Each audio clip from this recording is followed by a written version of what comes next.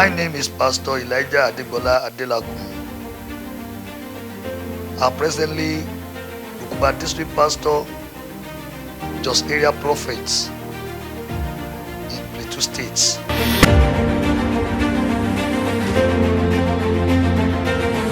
By the special grace of God, I was born on 27th of May 1978 to the family of Pastor and Deaconess S.O.E.O. Adelakun,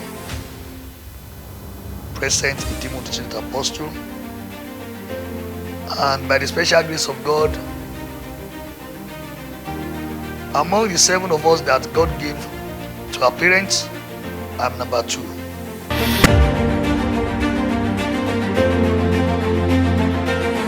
I'm from Ogbomoso, Oyo State.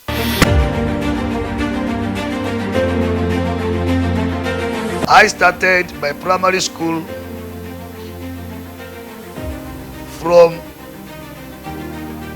Baptist School in Ibadan. Then they have 2 segments of school, morning session and afternoon session, that they call school son.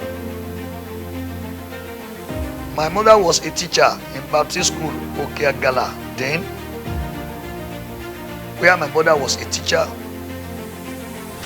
And from there, in 1985, we moved from Ibadan to Igboho, Oyo State. Igboho is under Oyo State, then under Igbeti District. That was where I moved on to my secondary school, Igboho Modern Community Grammar School. And that was where I started my full life story.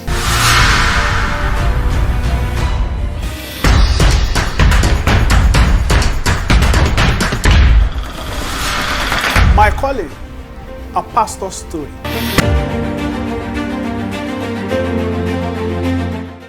I have some friends that they are Muslims. One is Hakim, Ahmed Hakim. One is Kasim Musibao. Those 2 boys, they almost changed my life to deny the faith of my parents to become a Muslim.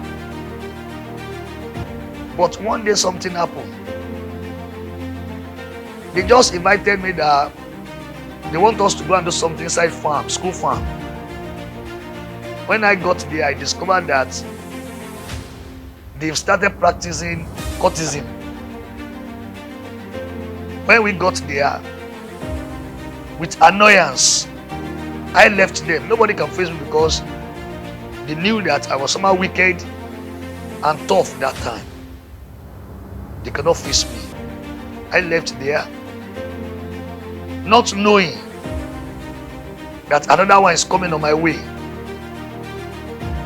But to the glory of God, 1995, we left there back to Ogbomoso, where I got to Ogbomoso Grammar School, Paku.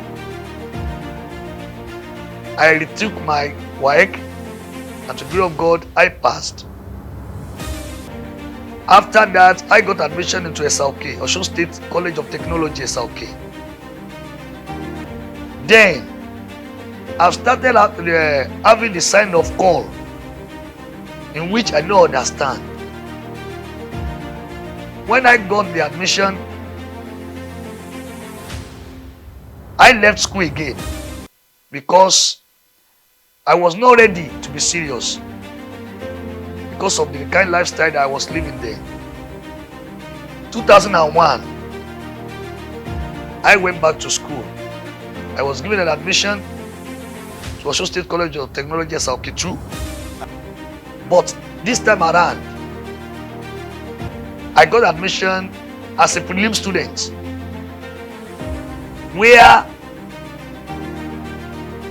on the first class, I had some friends and I had a girlfriend then.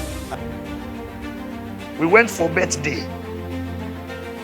On that day, we were enjoying ourselves, and suddenly I just had light off. light up. Although before they said that, I saw some people that put on yellow caps, but not all of us. I don't really understand. But then when I had light up, my girlfriend then, Yomi Akiyode, she said, let's go. I said, go where? They didn't want to kill us. Nothing will happen. Let's stay. She said, please, now let's go. I said, no, you go. And she left. You mean only me? And one of my friends there, Dari, his name was Dari too. He's now in Canada. He said, Dari, you will belong. I said, belong to what? He said, you will belong, go. That because now it's led for big boys in the party. I said, okay. Now, one of them threw the cap to me too. I took the cap, I put it on my head. Not knowing that I've started to be initiated.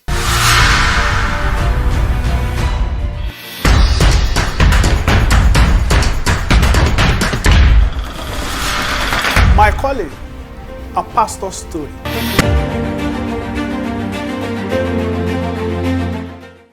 We left there.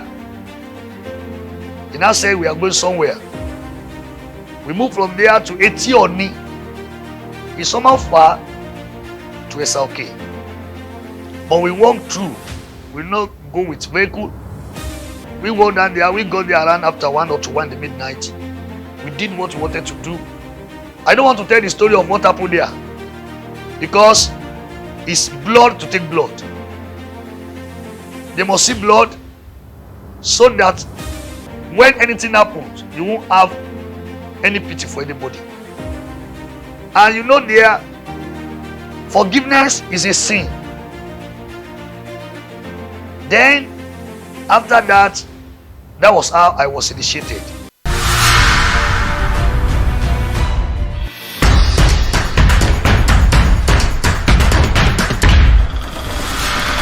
My calling, a pastor's story.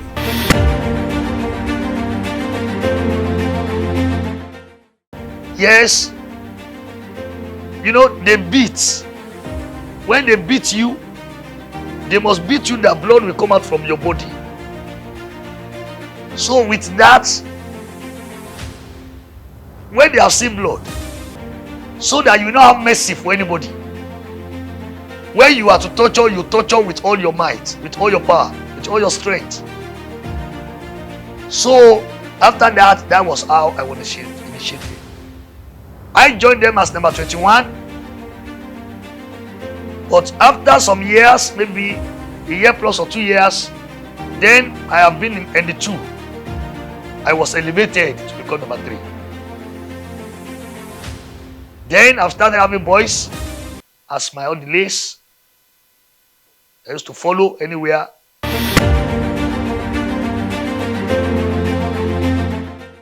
They used to follow me, I think. They are 6. They are 6.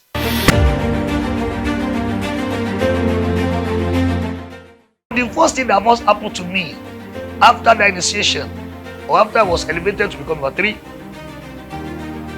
we went to my girlfriend's house to go and eat.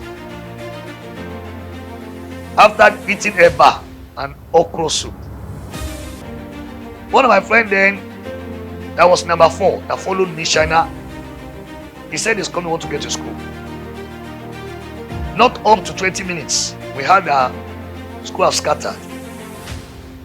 And I said, they've slaughtered my friend, they've killed my friend. So I moved out from my girlfriend's house with other 4 boys. We ran down to school, then there's like a scattered. Everybody have run inside. And you know, anytime there is problem like that, if boy want to come out, they will do like this. They do their scam like this. Come out one face, open one face. So when we saw them coming, because we are big boys, you don't run for them. So we got there, I saw my friend on the floor in the pool of blood. He has been killed. So that was how I knew that it is true, it is blood for blood. The only thing that is there is that no salvation there. The because I really enjoyed myself. But that was in the world. After that, I continued living my life until the day went for a program in Ibadan. My department, because I read electrical electronics, our department, electrical electronics here, we had a match with Ibadan Polytechnic, then electrical electronics department. We had a match. After the match, I was coming.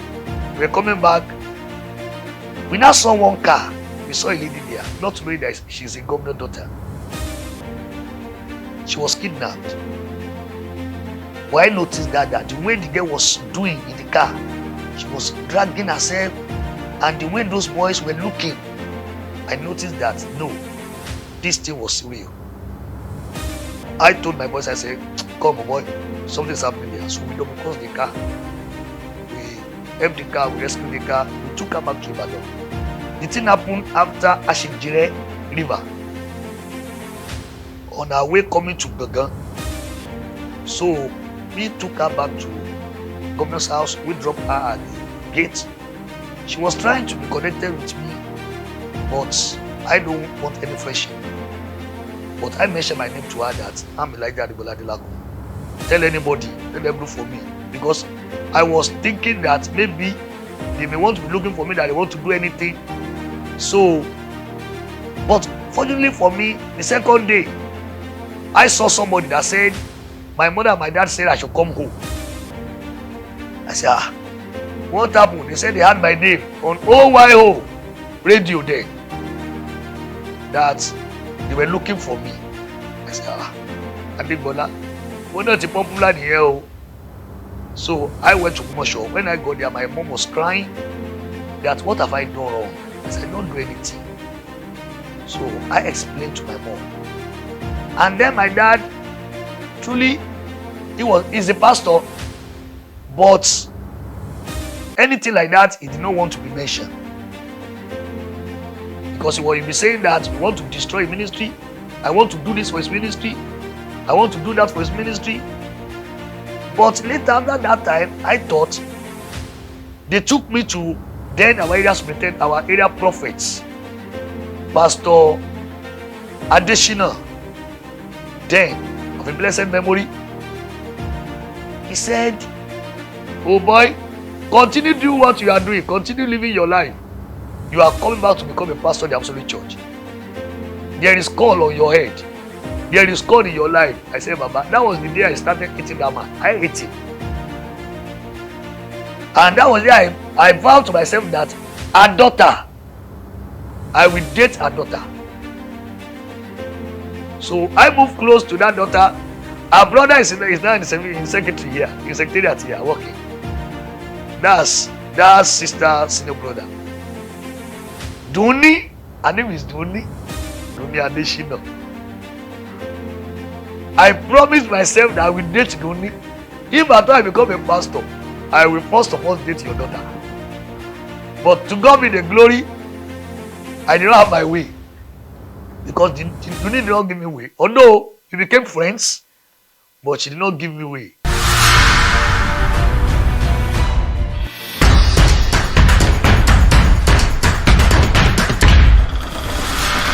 My calling, a pastor's story. So then, after that, I started living a rough life. To the extent that my grandfather's house in Abeokuta, in Okelan Toro, late Pastor Timothy Adamalakilia, he had the house in Abeokuta, Okelan Toro. I used to went there with my friends, some girls. We stayed there, we enjoyed our lives. I don't remember one day, I don't know who discussed it with my uncle, and Olaoluwa Akiniya, now working with GVTV. He just came around after 8 to 9 in the night, unannounced. He knocked the door, go. And I had a brother too. That one is the one that will help me clear the house. Taya Akiniya. He said, Hey, Mudala. Yes, but Adelakun now. And my friends, we've chosen one girl inside one room. We are starting enjoying ourselves.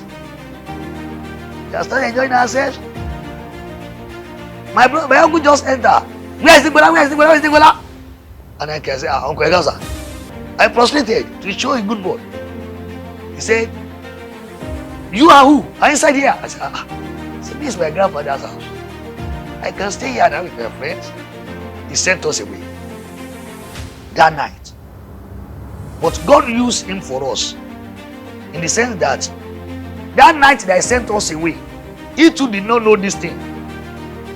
One lady among the ladies we took to Adelakun died before the break in the hotel that they went to.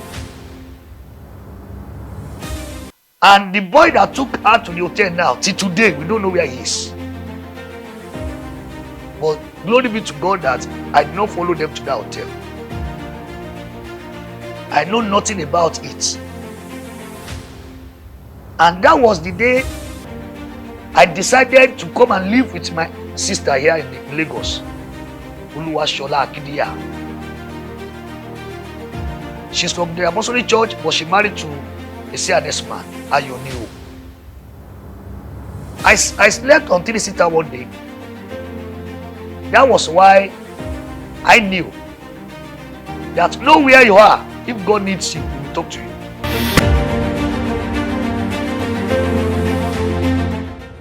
I was on a 3-seater sleeping. I saw myself. You know, when you see the figure of Jesus Christ in the calendar, they used to put something like this, like sun on his head. That thing came from heaven, like that, and I saw myself. I knelt down there. He said, son, go into this darkness you see that surrounded you. Go in there. Go and bring people to where you are. I shouted at that person because that person tall, half hair, coiled hair. I couldn't see the head. I couldn't see the leg. But put on white garments. No stain whatsoever. Immediately when I shouted on the man that, please, I cannot go to anyone. I was go inside that rest for what? I woke up. When I woke up, I continued my life. And I told my sister that, Auntie me, this is what I saw. Then I was planning to join Nigeria police. He said, okay, let's go and see our prophet in our church. And that prophet, he said he used to go to Urioke. He said it's in Emi or something like that. When we got there, I said, oh, don't join police, oh. There is call of God upon my life. I said, you are not a prophet. You are not a pastor. You do not see anything good than to say that you have a call.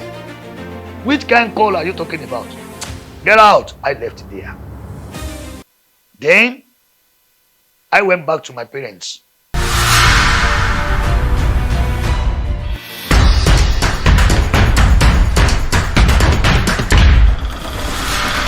My calling, a pastor's story.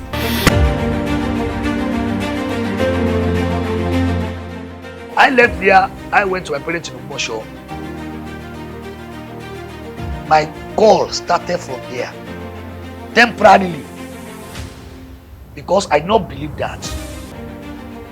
I don't even have mind of going there at all, because it's like they were trying to push me to what my forefathers have done.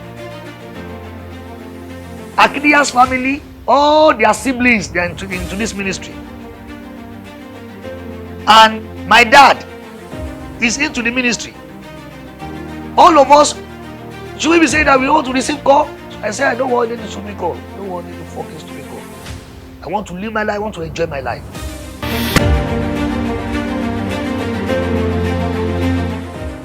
I moved to my dad. When I got there, you know,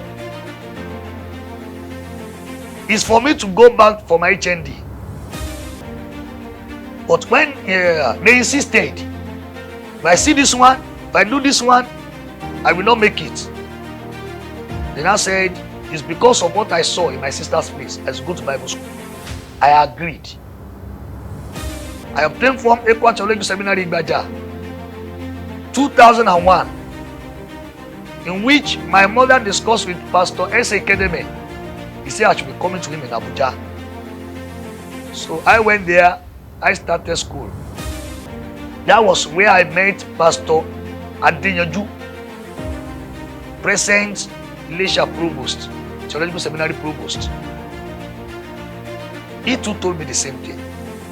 And he took me as a son. Why I hate him? He too said, you go nowhere, you can never succeed in life except you answer the call. I said, Baba, your children will receive the call, not me. So I stopped going to his house. But fortunately for me, I love him. I don't know why. I told him, I said, if I want to hate you, I will hate you because of what you said. But I just love you. I love you naturally. So I left there. We came for convention that year, Ghana convention. That was when Baba Jemigban now saw me and my mother. He said, where are you now? I said, My mother said, he has started the ministry. I said, I don't start any ministry. You are the one that said I should go to seminary. Baba said, which seminary are you now? I said, Igbaja. He said, no, you cannot go to Igbaja. Come back to the Apostolic Church. Your fathers have suffered. Your grandparents have suffered. Come back here. Baba now said, come away for me. He just obtained form. Sign it. I don't feel anything. They sent me to Adelakun. That was why I left Abuja to Kesho. Then Pastor B.A. Padola was there. I went there, but there I was just going to school. I have the call, but I have not accepted the call. It's like they are pushing me.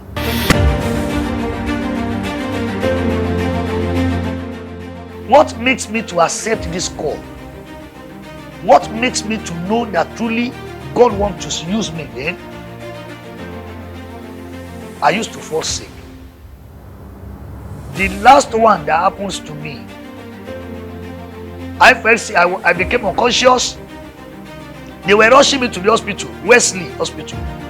Then Pastor Alake, one of the area prophets now, was the one that drove our big lorry there, our school bus in Elisha. On our way going, the same prophecy came out in our chapel. Through one pastor, I forgot his name now, I will remember his name. He said, God said they should not take me to hospital, that they should take me to the church, or they should bring me back to chapel. That if they take me to the hospital and they give me any injection or any medicine, I will die. They rushed me down to Kesho headquarters, where I met Pastor C. Adeleye, my father, former Sango area superintendent. I met him on the floor, carried me inside water, saying that you will not die. You will fulfill your purpose in this ministry. You will not die. I woke up. I looked at him like this. I said, fulfill purpose in the ministry. Which focus to ministry? He said, just keep quiet. Just keep quiet. Don't worry. He now said, prophecy came out that I have covenant with some groups. I say I don't have covenant with any groups. I have covenant with only one group. And I told them.